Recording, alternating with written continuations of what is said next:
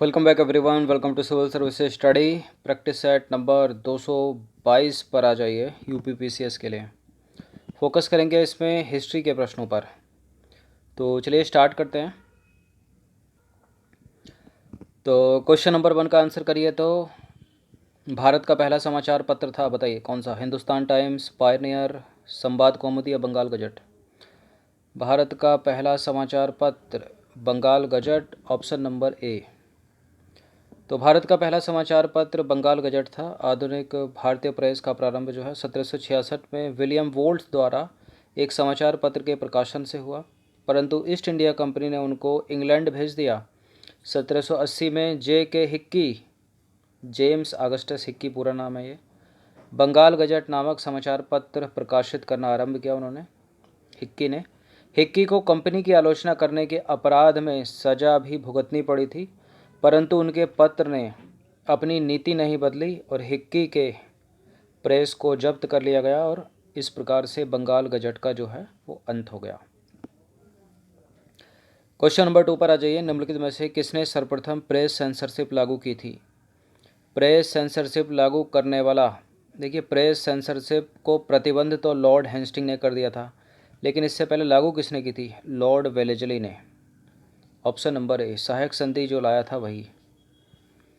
तो Lord Wellesley ने 1799 में सभी समाचार पत्रों पर जो है सेंसर बैठा दिया। उसने 1799 में समाचार पत्रों का पत्रेक्षण अधिनियम पारित कर दिया और समाचार पत्र पर सेंसर लागू किया। इस सेंसर के अनुसार समाचार पत्र को, जो भी समाचार पत्र का संपादक है, जो भी मुद्रक है और जो भी उसका स्वामी है, उसका नाम जो है स्पष्ट रूप से उस समाचार पत्र पर छापना पड़ता था। प्रकाशक को प्रकाशित किए जाने वाले तत्वों को सरकार के सचिव के सम्मुख जो है पहले ही पत्रेक्षण के लिए भेजना होता था। ठीक है, ये चीज़ हम छापना, एक बार देख लो उसको आप। 1807 में यह अधिनियम पत्रिकाओं, पैम्पलेट और सभी पुस्तकों पर जो है लागू कर दिया गया। ठीक है, लॉर्ड हेस्टिंग ने 1818 में इस अधिनियम को रद्द कर दिया आकर। तो रद्द करने वाला लॉर्ड हेस्टिंग है और लागू करने वाला लॉर्ड वेलेजली।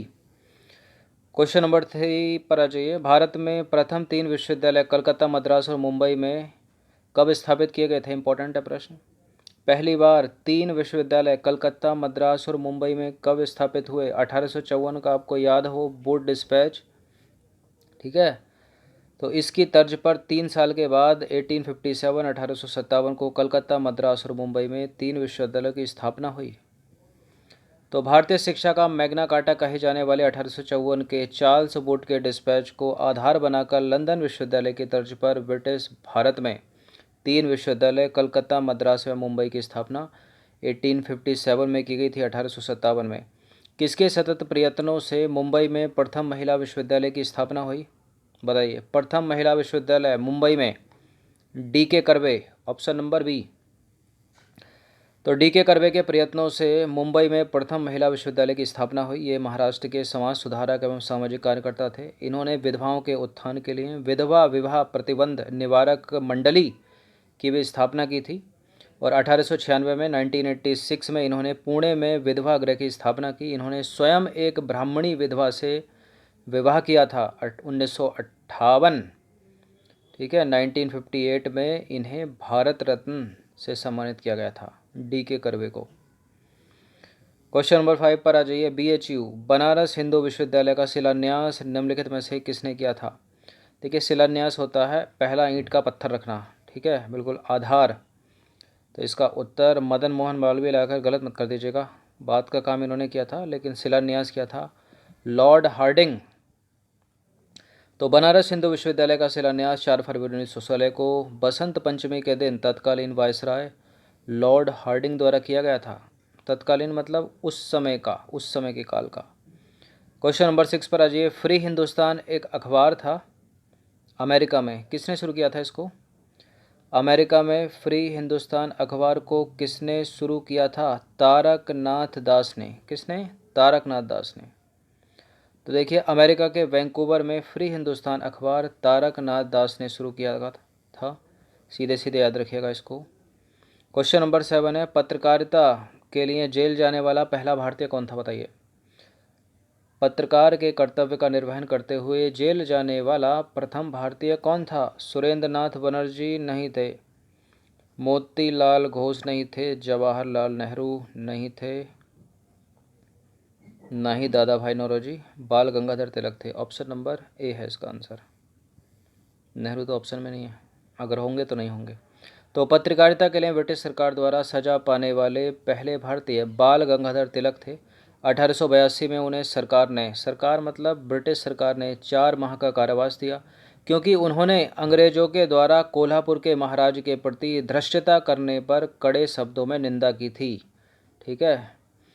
1897 में 1897 में उन्हें 2 अंग्रेजों की हत्या के लिए चापेकर बंधुओं को उत्तेजित करने के लिए 18 मास के कड़े कारावास का दंड दिया गया था। तो 18 साल की जेल हुई, पहले हुई इनको 4 साल की जेल 1882 में, फिर हुई इनको 18 माह की जेल, कड़ा कारावास। क्यों हुई? क्योंकि इन्होंने चापेकर बंधुओं को उत्साहित किया था या उत्तेजित किया था, या एक तरह से कह सकते हैं कि भड़काया था कि वो 2 अंग्रेज अधिकारियों की हत्या करें। क्वेश्चन नंबर 8 पर आ जाइए। निम्नलिखित कॉलेजों में से सबसे पहले किसकी स्थापना हुई थी? हिंदू कॉलेज कलकत्ता का, दिल्ली कॉलेज, मेयो कॉलेज या फिर मुस्लिम एंग्लो ओरिएंटल कॉलेज? इन सब में सबसे पहले बना है कलकत्ता का Hindu college, option number A. तो राजा राम मोहन राय आधुनिक शिक्षा के सबसे प्रारंभिक प्रचारकों में से एक हैं। 1817 में इन्होंने डेविड हेयर एवं अलेक्जेंडर डफ के साथ मिलकर कलकत्ता में प्रसिद्ध हिंदू कॉलेज की स्थापना की थी, और मेयो कॉलेज की स्थापना जो है 1875 में अजमेर में, और मुस्लिम एंग्लो ओरिएंटल कॉलेज की स्थापना भी 1875 में अलीगढ़ में, एवं दिल्ली कॉलेज की स्थापना जो है 1824 में हुई थी। तो सबसे पहले बनने वाला कौन? हिंदू कॉलेज 1817। क्वेश्चन नंबर 9 पर आ जाइए। निम्नलिखित में से डेक्कन एजुकेशन सोसाइटी की स्थापना से कौन संबंधित था? डेक्कन एजुकेशन सोसाइटी की स्थापना से निम्नलिखित में से कौन संबंधित था? बताइए। बाल गंगाधर तिलक, बीजी तिलक। तो डेक्कन एजुकेशन सोसाइटी की स्थापना वर्ष 1880 में मूलतः न्यू इंग्लिश स्कूल के प्रारंभ के साथ पुणे में की गई थी, तथा 1884 में डेक्कन एजुकेशन सोसाइटी औपचारिक रूप से गठित की गई। इस संस्था के जो संस्थापक थे उनमें कौन कौन है? B.K. चिपलुंकर, बाल गंगाधर तिलक, M.B. नामजोशी। ठीक है। जस्टिस रानाडे इस सोसाइटी के संस्थापक नहीं बल्कि 5 संरक्षकों में से एक थे। ठीक है। अगले प्रश्न पर आ जाइए। ब्रिटिश सरकार के किस अधिनियम ने सबसे पहली बार भारत में शिक्षा के लिए 1 लाख रुपए दिए थे? बताइए। चार्टर अधिनियम 1813। ठीक है। 4 चार्टर हुए हैं, चारों की डेट आपको पता होनी चाहिए। 1813, 1833, 1853 और एक इन सबसे पहला है 1700 में। तो 1813 से पूर्व जो है मिशनरी दलों और कभी कभी ईस्ट इंडिया कंपनी ने नई शिक्षा प्रणाली लागू करने के लिए जो है प्रयास किए थे, परंतु इसकी सम्मिलित उपलब्धि अत्यंत सीमित थी। 1813 के चार्टर अधिनियम के तहत कंपनी ने पहली बार शिक्षा के प्रति सरकारी उत्तरदायित्व उठाया था। हर साल शिक्षा के लिए 1 लाख रुपए खर्च करने की व्यवस्था इस अधिनियम के तहत की गई थी। इम्पोर्टेंट है 1813 का चार्टर। सिलेंडर आयोग किससे संबंधित था? सिलेंडर कमीशन बताइए किससे संबंधित था? न्यायपालिका से नहीं था, राजस्व प्रशासन से नहीं था, पुलिस प्रशासन से नहीं, शिक्षा से संबंधित था। तो सिलेंडर कमीशन या आयोग शिक्षा से संबंधित था। 1917 में सरकार ने कलकत्ता विश्वविद्यालय की संभावनाओं के अध्ययन तथा रिपोर्ट के लिए एक आयोग नियुक्त किया। Doctor M.E. सिलेंडर इसके अध्यक्ष नियुक्त किए गए। इस आयोग के सदस्य 2 भारतीय, डॉक्टर आशुतोष मुखर्जी और डॉक्टर जियाउद्दीन अहमद भी थे। भारत में आधुनिक शिक्षा प्रणाली की नींव किससे पड़ी? बताइए। 1813 का चार्टर अधिनियम, या 1835 के मैकाले के स्मरण पत्र, या 1852 का हंटर आयोग, या 1854 का वुड का डिस्पैच? आधुनिक शिक्षा प्रणाली, देखिए आधुनिक शिक्षा प्रणाली, मॉडर्न एजुकेशन सिस्टम, इसका ये मतलब नहीं है कि कलकत्ता, मद्रास और मुंबई में 3 विश्वविद्यालयों की स्थापना। उससे रिलेटेड तो 1854 का वुड डिस्पैच है। 3 साल के बाद 1857 में स्थापना हुई। लेकिन यहाँ उत्तर सही क्या होगा? 1835 के 1835 के 1835 के मैकाले के स्मरण पत्र से। तो भारत में आधुनिक शिक्षा प्रणाली मॉडर्न एजुकेशन सिस्टम की नींव जो है 1835 के मैकाले के स्मरण पत्र से पड़ी।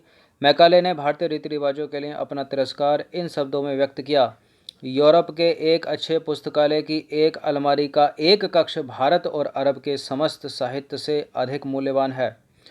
फिर से सुन लीजिएगा, यूरोप के एक अच्छे पुस्तकालय की एक अलमारी का एक कक्ष भारत और अरब के समस्त साहित्य से अधिक मूल्यवान है। लॉर्ड विलियम वेंटिक के काल में 7 मार्च 1835 के प्रस्ताव द्वारा मैकाले का दृष्टिकोण अपना लिया गया। क्वेश्चन नंबर 13 पर आ जाइए। भारत में प्रथम मदरसा कहाँ स्थापित किया गया? बताइए, मद्रास, मुंबई, अलीगढ़ या फिर कलकत्ता में? कलकत्ता में। भारत में प्रथम मदरसा स्थापित किया गया था कलकत्ता में। तो 1781 में वॉरेन हेस्टिंग ने कलकत्ता में मदरसा की स्थापना की। इसके प्रमुख मुल्ला मुज्जुद्दीन थे। ठीक है, इस मदरसे में अरबी, फारसी और मुस्लिम कानून पढ़ाया जाता था। इसके स्नातक ब्रिटिश राज में द्विभाषीय के रूप में सहायता करते थे। मुल्ला मुज्जुद्दीन। नंबर 14 पर आ जाइए। निम्नलिखित में से किसे पेरिस की रॉयल एशियाटिक सोसाइटी की सदस्यता प्रदान की गई थी? ये इंपॉर्टेंट है प्रश्न। पेरिस की रॉयल एशियाटिक सोसाइटी की सदस्यता प्रदान की गई थी माइकल मधुसूदन दत्त को। तो देखिए, पेरिस की रॉयल एशियाटिक सोसाइटी की सदस्यता माइकल मधुसूदन दत्त को प्रदान की गई थी। दादाभाई नौरोजी 1892 से लेकर 95 तक ब्रिटिश संसद के सदस्य रहे। बात करें राजा राम मोहन राय की, तो 1828 में ब्रह्म समाज की स्थापना की। बात करें स्वामी विवेकानंद की, तो 1893 में जो है विश्व धर्म सम्मेलन में इन्होंने भाग लिया और 1897 में रामकृष्ण मिशन की स्थापना की। क्वेश्चन नंबर 15 पर आ जाइए। अंतिम प्रश्न है, निम्नलिखित अखबारों में से कौन सा अखबार मुख्यतः उदारवादियों की नीतियों का प्रचारक था? उदारवादियों की नीतियों का प्रचारक कौन सा अखबार था?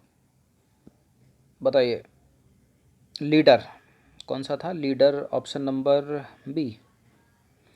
तो फ्री प्रेस जनरल की जो डी ऑप्शन में है वो तो एक न्यूज़ एजेंसी थी। जो लीडर था वो समाचार पत्र के माध्यम से उदारवादी अपनी नीतियों का जो है प्रचार करते थे। लीडर समाचार पत्र के माध्यम से उदारवादी अपनी नीतियों का जो है वो प्रचार करते थे। तो मॉडर्न हिस्ट्री के कुछ इंपॉर्टेंट 15 प्रश्न थे, इनकी प्रैक्टिस एक बार कर लीजिएगा। धन्यवाद।